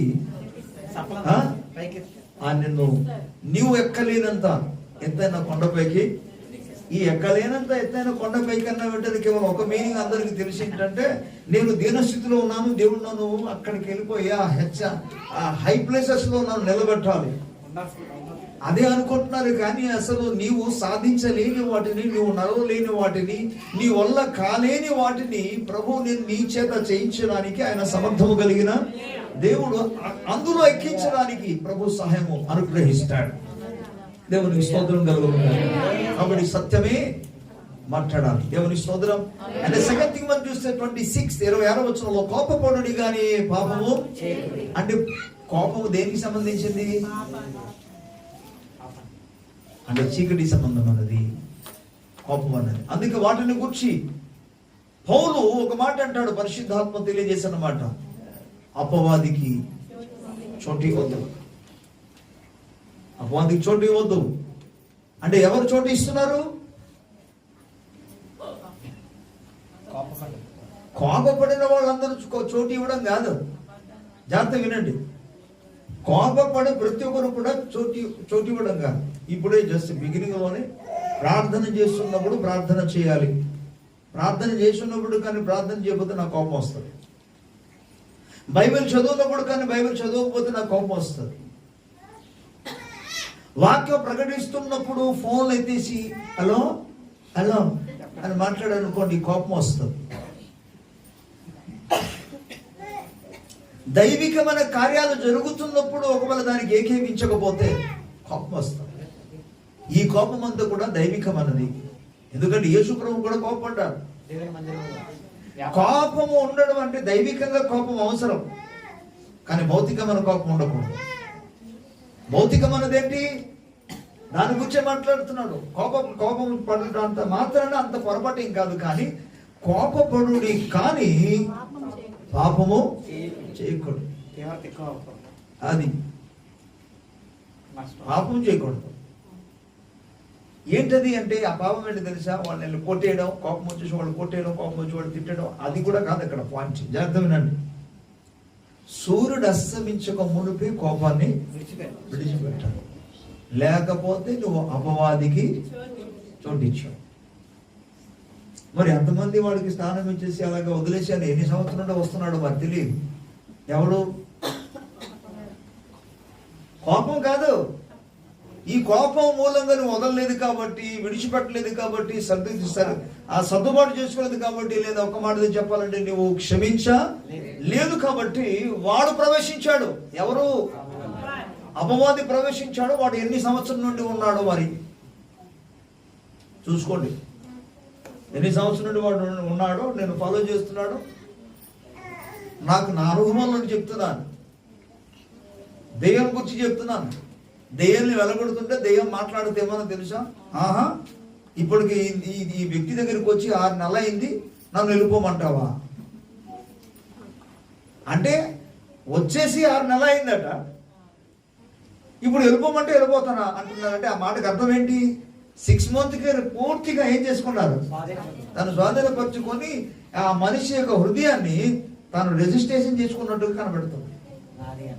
నాది నేను రిజిస్ట్రేషన్ చేసుకున్నాను, ఇప్పటికే నేను ఇక్కడికి వచ్చి 6 మంత్ అయిపోయింది, వెళ్ళిపోమంటే ఇప్పుడు వెళ్తాను అన్నది దెయ్యం. మరి అలాంటప్పుడు అపవాది ఎప్పుడు వచ్చున్నాడో? అపవాదికి చోటు ఇవ్వకూడదు. సో కోపము దేనికి సంబంధించింది చెప్పాలి? అపవాది. అబద్ధం ప్రభుకు స్తోత్రం చెప్తారు ఒకసారి. ఎందుకు చెప్తున్నారు జాగ్రత్త తెలుసుకోండి. వెలుగులో నడవాలి. ఇవన్నీ కూడా చీకటి సంబంధమైనవి. ఓకే, కింద వచ్చిన వాళ్ళు ఇంకేమంటే దొంగలు వాడు దొంగలించకూడదు అన్నాడు. దొంగతనం చేసిన వాళ్ళు ఉన్నారని చూసుకోండి. భౌతికమైన దొంగలు ఎవరు ఉండరు నాకు తెలుసు. ఎవరు కూడా ప్రభువుని ఎదిగిన పిల్లలు ఎవరు దొంగతనం చేయరు. చేస్తారేంటి? పిల్లలు అంటే వాళ్ళు ఉన్నారేంటి? లేరు కదా. దేవునికి స్తోత్రం అయితే. హల్లెలూయా. ఆత్మ సంబంధం దొంగతనం చేసుకోకుండా జాగ్రత్తగా చూసుకోండి. దేవుని డబ్బులు దొంగతనం చేయకుండా జాగ్రత్తగా చూసుకోండి. Even as a man of God, దేవుని సేవకునిగా నేను కూడా 10వ భాగము తీస్తాను. దేవుని సముఖంలో చెప్తున్నా.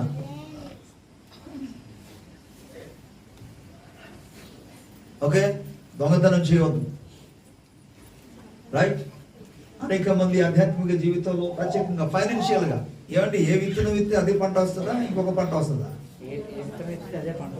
నువ్వు ఆర్థికమైన విషయంలో దేవునికి ఇవ్వగలిగితే, విత్తనం విత్తగలిగితే దేవుడు ఆర్థికమైన విషయంలో దీవిస్తాడు. అంతే. నువ్వు కానీ ఇవ్వాల్సింది ఇవ్వకపోతే లేఖనం సెలవిస్తుంది. నేను చెప్పేది ఇక్కడ ఏమీ లేదు. ఈ మాట చెప్పడానికే నా మనసు రావట్లే, కానీ ప్రభు చెప్పాడు కాబట్టి చెప్పక తప్పదు. మలకి గ్రంథంలో మాట్లాడితే ఏమంటే అందుకే మీరు శపించబడి ఉన్నారు. నేను ముందే చెప్పాను, మాట చెప్పడానికి మనసు రాదు కానీ చెప్పక తప్పదు కాబట్టి చెప్తున్నా ఉన్నది. ఎందుకు శపించబడ్డారు చాలా మంది? దేవునికి ఇవ్వవలసిన వాటిని ఇవ్వకుండా. అసలు క్రొత్త నిబంధనలో 10వ భాగం కూడా కాదు, సామర్థ్యము కొలది ఇవ్వాలి. బైబిల్లో ఉంది, మీరు తర్వాత ఇంట్లోకి చదువుకోండి. సామర్థ్యము కొలది. ఏమా వింటున్నారా? మీ సామర్థ్యం ఎంత? పాత నిబంధన గ్రంథంలో కేవలం 10వ భాగం అని చెప్పాడు, కానీ క్రొత్త నిబంధనలో 10వ భాగము కంటే మించింది సామర్థ్యం అంటే. శక్తి కొలది. నీ శక్తి కొలది. దేవునికి స్తోత్రం. మనం మామూలుగా వాడుతున్నాం 10వ భాగం అని కాదు, దానికంటే సామర్థ్యం. ప్రభుకు స్తోత్రం కలుగును. హల్లెలూయా. సో దొంగతనం చేయకూడదు. దొంగతనం చేస్తే నువ్వు చీకట్లో ఉన్నట్టు. చీకట్లో నడుస్తున్నావు. మరి ప్రార్థనకు వస్తున్నావు, చర్చికి వస్తున్నావు, బైబిల్ చదువుకుంటున్నావు, ఆరాధన వాక్యం వింటున్నావు, మామూలు కానుక ఇస్తున్నావు. కొంతమంది చినిగిపోయిన నోట్లు కూడా వేస్తున్నారు. దేవునికి స్తోత్రం. ఇవన్నీ వేసిన తర్వాత వెళ్ళిపోతారు. మరి అన్ని బాగానే జరిగింది కదా అని అనుకుంటున్నారు, కానీ ఎక్కడ నడుస్తున్నారు? ఓకే, నాకే పర్లేదు, అక్కడ చేసిన దానికోసం కాదు, నాకు పాయింట్ అది కాదు. ఓకే, ఈ పాత గ్రంథాలు చెప్పాడు, ఎవరన్నా మీ యజమానుడు అంగీకరిస్తాడో దాన్ని అన్నాడు. మీరు దోషముతో ఉన్న వాడిని అర్పిస్తే దేవుడు ఆ యజమానుడు అంగీకరిస్తాడా? అంగీకరించాడు. సరే, ప్రభుకి స్తోత్రం చెప్తాం ఒకసారి. హల్లెలూయా. ఎంత చెప్పనంటే దొంగతనం చేయడమే కాదురా బాబు, నీవు చేతులతో కష్టపడి ఇంకొకరిని పెట్టేవారుగా ఉండాలన్నాడు. ఇంకొకరిని భోజనం పెట్టేవారుగా ఉండాలి. అక్కర గల వానికి పంచి పెట్టుటకు వీలు కలుగు నిమిత్తము తన చేతులతో మంచి పని చేయించు కష్టపడవలను. దేవుని స్తోత్రం. ఇలా జాగ్రత్త వినాలి. ఎదిగిన తర్వాత తల్లిదండ్రులకు ఏం చేయాలి? వయసులోకి వచ్చిన తర్వాత తల్లిదండ్రులకు పిల్లలు ఏం చేయాలి? పెంచాలి. వాళ్ళకి ఏం కావాలో ముసలి అయిపోయిన తర్వాత కూడా పనికి వెళ్ళు, పని చేసిరా, జీతం తీసుకురా. అది కాదు. పిల్లలు ఎదిగారు అన్న వెంటనే తల్లిదండ్రులను తిరిగి పెంచాలి, ఆ స్టేజ్లోనికి రావాలి. నేను దేన్ని బట్టి మాట్లాడుతున్నా అక్కర గల వారిని అన్న పదాన్ని వాడాడు. పంచిపెట్టకు అంటే దొంగలించడానికి దొంగతనం చేయకుండా పంచిపెట్టే స్థాయిలోనికి రావాలంటే నువ్వు పని చేయాలి, నీ చేతులతో నువ్వు కష్టపడాలి. దేవుని స్తోత్రం. హల్లెలూయా.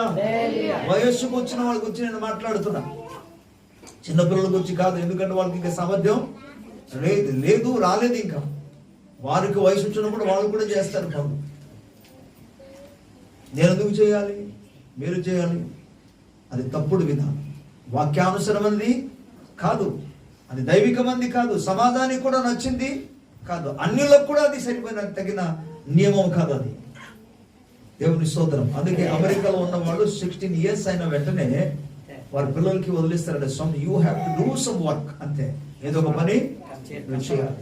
సో 25 years వచ్చేటప్పటికి వాళ్ళు ఏదో ఒక పని చేసుకోవాలి, ఎక్కడో ఒక పని చేయాలి, నేర్చుకోవాలి. వాళ్ళు మామూలుగా కూర్చొని ఉండడానికి వీళ్ళు పని చేస్తూ చదువుకోవాలి, వర్క్ చేస్తూ. ఆ దేశంలో నియమం ఉంది, సంపాదిస్తూ పనిచేస్తూ. దేవుని బిడ్డలారా, కష్టపడి మనం పని చేయాలి. రైట్. ప్రభుకి స్తోత్రం. హల్లెలూయా. పిల్లలు పని చేస్తున్నారా ఇంట్లో? చిన్నపిల్లలు ఈ మగోళ్ళని కూడా వదలవద్దు, అబ్బాయిలని కూడా వదలవద్దు, వాళ్ళ చేత పని చేయించండి అని నేను వాస్తవం చెప్తాను. నవ్వు కోసం కాదు, మీరు నవ్వితే నవ్వుకోకండి, నవ్వుకోండి, నో ప్రాబ్లం. కానీ ఒక విషయం చెప్తున్నాను, వాళ్ళు మగవాళ్ళు కదా, వాళ్ళని బాగా ప్రేమ గారవిద్దాం. వాళ్ళు ఒక్కడే కదా. ఎంతమంది? ఒక్కడే కదా. ఒక్కడు కాదు, ఇద్దరు కాదు. వారి చేత చేయించవలసిన పని చేయించండి. వాళ్ళు నేర్చుకుంటే రేపు నీవు ఉన్నా లేకపోయినా వాళ్ళు నేర్చుకున్నది వారి భవిష్యత్తులో ఎంతో సులువుగా ఉంటది. ఏమి నేర్పించకపోతే ఒక్కసారి వచ్చి బాధ పడిన వెంటనే అయ్యో బాబు తలకిందలైపోతారు వాళ్ళు. ఆ తర్వాత నీ మీదే ఏడుస్తారా, మా నాన్న నాకేమి నేర్పించలేదు, అప్పుడు నేర్పించే బాగుంది. ఇక్కడ కూడా మన సమయం సద్వినియోగం చూసుకోవడం. రైట్. ప్రభు స్తోత్రం చెప్తాం. ఇంకా కింద ఉంది చూడండి, 29వ వచనములో విను వారికి మేలు కలుగునట్టుగా అవసరం బట్టి క్షమావృద్ధికరమైన అనుకూల వచనమే పలుకుడి, కానీ దుర్భాష ఏదైనను మీ నోట. నేను మాట్లాడుతున్నది కూడా అంధకార సంబంధమైనది, చీకటి సంబంధమైనది. ఎందుకు? దేవుడు వెలుగు ఉన్నాడు కనుక మనము కూడా వెలుగులో నడవాలి. కాబట్టి మన మాటలు ఎలా ఉండాలి? వినువారికి క్షేమం కలిగించాలి, వినువారికి ఆనందం కలిగించాలి, వినువారికి మేలు కలగాలి, వినువారికి ధైర్యం కలగాలి, వినేవారికి సంతోషము కలగాలి. నువ్వు పలికిన మాటలు. ప్రభుకు స్తోత్రం. లేకపోతే నువ్వు చీకటిలో నడుస్తున్నావు, నువ్వు వెలుగులో లేవు, నువ్వు అబద్ధం ఆడుతున్నావు. వెలుగులో ఉన్నానని చెప్పి అబద్ధంగా ప్రవర్తిస్తున్నావు. దేవునికి స్తోత్రం చెప్దాం. ఆ తర్వాత అన్నాడు, దేవుని పరిశుద్ధాత్మను దుఃఖపరచకుడి. అంటే పైన లేఖన ప్రకారముగా ఎవరైతే ఆ విధంగా ప్రవర్తిస్తున్నారో, అలాగే కింద ఉన్న లేఖన ప్రకారంగా ఎవరైతే ప్రవర్తిస్తున్నారో వారు పరిశుద్ధాత్మను దుఃఖపరుస్తున్నారు. 31వ వచనం. ఓకే, 30వ వచనం కూడా చదువుతాను. దేవుని పరిశుద్ధాత్మను దుఃఖపరచకుడి, విమోచన దినం వరకు ఆయనందు మీరు ముద్రింపబడి ఉన్నారు. సమస్తమైన ద్వేషము, కోపము, క్రోధము, అల్లరి, దూషణ, సకలమైన దుష్టత్వమును మీరు విసర్జించుడి. ఒకని ఎడల ఒకరు దయ కలిగి కరుణ హృదయులై క్రీస్తునందు దేవుడు మిమ్మును క్షమించిన ప్రకారము మీరును ఒకరినొకరిని అది ప్రైజ్ ది లార్డ్. ప్రేమ ఏం చేస్తుంది? క్షమిస్తుంది. ప్రేమ అపకారమును మనస్సులో పెట్టుకోదండి. కానీ చాలా మంది పెట్టుకుంటే ఎవరిది నష్టం? ఎవరికి నష్టం? ఎవరు పెట్టుకున్నారో వాళ్ళకి నష్టం. ఎవరు పెట్టుకున్నారో మామూలు నష్టం. డబ్బు నష్టం అయితే పర్వాలేదు, నేను ఓకే అని అందను. ఆస్తి నష్టం అయిపోతే ఓకే అందను. కానీ ఇక్కడ జరుగుతున్నది ఏంటంటే, ఎవరైతే తన మనస్సులో ఆ అపకారాన్ని మనసులో పెట్టుకున్నాడో, ఈ డబ్బు ధనము లేకపోతే ఆస్తి కదా నష్టపోయేది. నేను అంటున్నాను, అవన్నీ నష్టపోయినా పర్వాలేదు, నువ్వు పరలోకానికి వెళ్ళలేవు. అది గొప్ప నష్టం ఏంటంటే, నువ్వు దేవుని రాజ్యంలో ప్రవేశించలేవు. అది నష్టమని చెప్పలేము, అది నాశనమే. ఏమి లేకపోతే ప్రేమ, క్షమాగుణం లేకపోతే, అందుకే క్షమించాలి. అందుకే ఆ పదాన్ని వాడాడు, క్రీస్తు మిమ్ములను క్షమించిన. దేవునికి స్తోత్రం కలుగును గాక. దేవుడు మిమ్మును క్షమించిన ప్రకారము మీరును ఒకరినొకరు క్షమించాలి. ఎప్పుడు? ఒక సంవత్సరం అయింది అంటే, ఈ సంవత్సరం వరకు వాడు వచ్చి చెప్పాను కదా, వాళ్ళు బస చేస్తారు. ఎవడు? అపవాది బస చేస్తాడు సంవత్సరం. వాడిని వెళ్ళగొట్టడం వల్ల చాలా కష్టపడాలి. నువ్వు కష్టపడడం కాకుండా నువ్వు ఇబ్బంది పడతావు, మన అనేకుల్ని ఇబ్బంది పెడతారు. ఎందుకంటే బస పెట్టేసుకున్న తర్వాత త్వరగా వెళ్ళడా, ఎందుకంటే అప్పటికి 1 year అయిపోయింది. ఓకే, సరే. కావున మీరు ప్రియులైన పిల్లల వలె దేవుని పోలి నడుచుకుని, క్రీస్తు మిమ్మును ప్రేమించి పరిమళ వాసన గుంటకు మన కొరకు తాను దేవునికి అర్పణముగాను బలిగాను అప్పగించుకొనెను. అలాగనే మీరును ప్రేమ కలిగి నడుచుకొనుడి. మీలో జాగ్రత్తమే గాని, ఏ విధమైన అపవిత్రతే గాని, లోభత్వమే గాని వీటి పేరైనను ఎత్తకూడదు. ఇదే పరిశుద్ధులకు తగినది. కృతజ్ఞత వచనమే మీరు ఉచ్చరింపవలను గాని, మీరు ఈ బూతులైనను, పోకిరి మాటలైనను, సరశుక్తులైనను ఉచ్చరింపకూడదు. ఇవి మీకు తగవు. వ్యభిచారి అయినను, అపవిత్రుడైనను, విగ్రహార్థికుడైన, లోభి అయినను, క్రీస్తు యొక్కయు దేవుని యొక్కయు రాజ్యమునకు హక్కుదారుడు కాడని సంగతి మీకు నిశ్చయముగా తెలియదు. వ్యర్థమైన మాటల వలన ఎవడును మిమ్మల్ని మోసపరచనీయుకుడి. అట్టి క్రియల వలన దేవుని ఉగ్రత అవిధేయులైన వారి మీదికి వచ్చును కనుక మీరు అట్టి వారితో పాలువారై ఉండకూడదు. మీరు పూర్వమందు చీకటి ఉంటిరి, ఇప్పుడైతే మీరు ప్రభువునందు వెలుగుగా ఉన్నారు కనుక వెలుగు ఫలము సమస్త విధమైన మంచితనము, నీతి, సత్యమును వాటిలో కనబడుచున్నది. దేవుని స్తోత్రం. పిల్లరా, ఈ వాక్య భాగమంతా మనం గమనిస్తుండగా మీరు ఇంటికి వెళ్ళిన తర్వాత వెళ్ళి చదువుకోండి. వెలుగులో మనం నడవాలి, అనగా సత్యాన్ని అనుసరించి నడవాలి. ప్రేమ కలిగి జీవించాలి, క్షమాగుణము కలిగి జీవించాలి. లోక రాజ్యాన్ని కావాలంటే ఇవన్నీ కూడా అనుసరించవచ్చు. లేదు అని అంటే ఎవరేం చేయలేదు. దేవుడు ఎవరిని బలవంతం చేయడు. ఒకసారి పేరెంట్స్, తల్లిదండ్రులు పిల్లల్ని బలవంతం చేస్తారు. ఎందుకంటే వారి హృదయంలో ఆశ, బాధ ఉంటుంది, ఆ భారం ఉంది, వారు మాత్రం కూడా తప్పిపోకూడదని. అందుకని. కానీ దేవుడు మాత్రం బలవంతం చేయడు. చెప్తాడు అంతే, ఏది సత్యమో ఏది అసత్యమో, ఏది నీతి ఏది అవినీతి, ఏది మేలు ఏది కీడు, ఏది చీకటి ఏది వెలుగు, వాటిని కేవలం ముందు పెడతాడు. అందుకే మనం పాత నిబంధన గ్రంథంలో మనం చదువుకోగలిగితే యెహోషువ ద్వారా, అలాగే ప్రత్యేకంగా దైవ సేవకుడైన మోషే ద్వారా ప్రభు మాట్లాడుతూ ఇశ్రాయేలు ప్రజలతో ఏమంటాడు, ఇదిగో మీ ఎదుట నేను మరణమును జీవమును ఉంచాను, ఆశీర్వాదమును శాపాన్ని పెట్టాను, మీకు ఏది కావాలో మీరే ఎంచుకోండి. కాబట్టి సత్యాన్ని మాత్రం ఉన్న వాస్తవాన్ని ప్రభు ముందు పెడతాడు, సత్యాన్ని తెలియజేస్తాడు, మీకు క్షేమకరమైనది ఏదో చెప్తాడు. అనుసరించవలసింది ఎవరు? ఎవరికి మేలు కావాలంటే అనుసరిస్తాడు. ఇప్పుడు మీకు చెప్పింది అంటే, పరలోకం కావాలన్నవాడు అనుసరిస్తాడు, లేదన్నవాడు చూడండి. కానీ దేవుని పక్షముగా ఏ ఒక్కరు కూడా మార్గము తప్పిపోవడం దేవునికి ఇష్టం లేదు. ప్రభుకి స్తోత్రం. హల్లెలూయా, హల్లెలూయా. 2 మాటలు చెప్పి నేను ముగిస్తాను. ఒకసారి ఫిలిప్పీలకు రాసిన పత్రికలోనికి వెళ్దాం. యేసయ్యాని వందనాలు, స్తోత్రం. Praise the Lord. ప్రియులారా, ప్రభు వెలుగుగా ఉన్నాడు. మన హృదయంలో ఆయనకి స్థానం ఇస్తే మన హృదయం వెలుగుతూ నిండి ఉంది. మనం ప్రభువును మాత్రం ధ్యానం చేస్తే మన మనస్సు వెలుగుతో నిండి ఉంటుంది. దేవుని వాక్యము ధ్యానం చేసినప్పుడు, బికాస్ దేవుని వాక్యము వెలుగై 119వ కీర్తన 105వ వచనంలో ఈ వాక్యము నా పాదములకు దీపము నా త్రోవకు. దేవుని వాక్యం వెలుగు కనుక మనం దేవుని వాక్యమును ధ్యానం చేస్తున్నప్పుడు మన మనస్సు వెలుగుగా ఉంటుంది, మన హృదయాలు కూడా. దేవుని వాక్యముతో మన హృదయం నింపినప్పుడు వెలుగుతో మన హృదయం నింపబడుతుంది. దేవునికి స్తోత్రం. ఈ వక్ర జనాంగము మధ్య ఎలా ఉండాలంటే, ఇప్పుడు మనం చూద్దాం. ఫిలిప్పీయులకు రాసిన పత్రిక 2వ అధ్యాయంలో మాట్లాడుతూ పరిశుద్ధాత్మ దేవుడు పౌలు ద్వారా చెప్పిన ఒక అద్భుతమైన మాట మనం గమనిస్తాం. ఇక్కడ కనబడుతుంది. ప్రత్యేకంగా 14 వచ్చినట్టు నేను చెప్తున్నాను. మీరు మూర్ఖమైన వక్రజనము మధ్య నిరపరాధులను నిష్కలంకులను అనిందులైన దేవుని కుమారులు అగునట్లు సనుగులను సంశయములను మాని సమస్త కార్యములను చేయుడి. అట్టి జనము మధ్యను మీరు జీవవాక్యమును చేత పట్టుకొని లోకముందు జ్యోతుల వలె కనబడుచున్నారు. దేవునికి స్తోత్రం. జీవవాక్యమే వెలుగు కనుక జీవవాక్యమును చేత పట్టుకున్నట్టు లోకముందు ఎలా ఉండాలి? జ్యోతుల వలె ఉండాలి.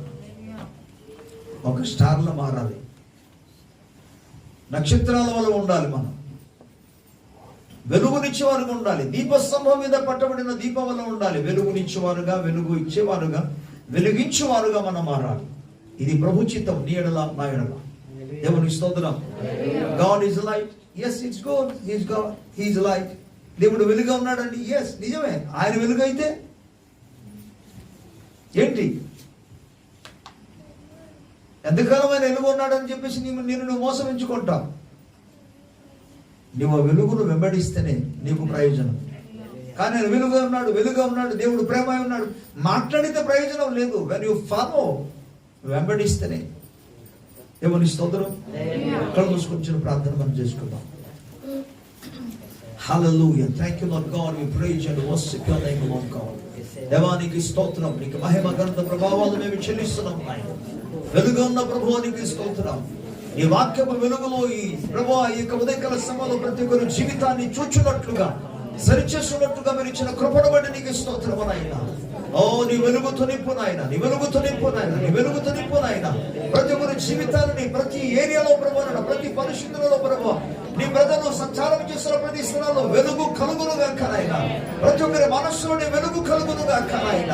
ప్రతి హృదయాలలో వెలుగు ప్రకాశింపచేయబడునుగా. నీ ప్రేమ కుమరించబడును గాక. నీ సత్యమందు ప్రతిష్ఠ చేయబడును గాక. నీతి యందు ప్రభువా నిలకడగుందును గాక. నీకు స్తోత్రం.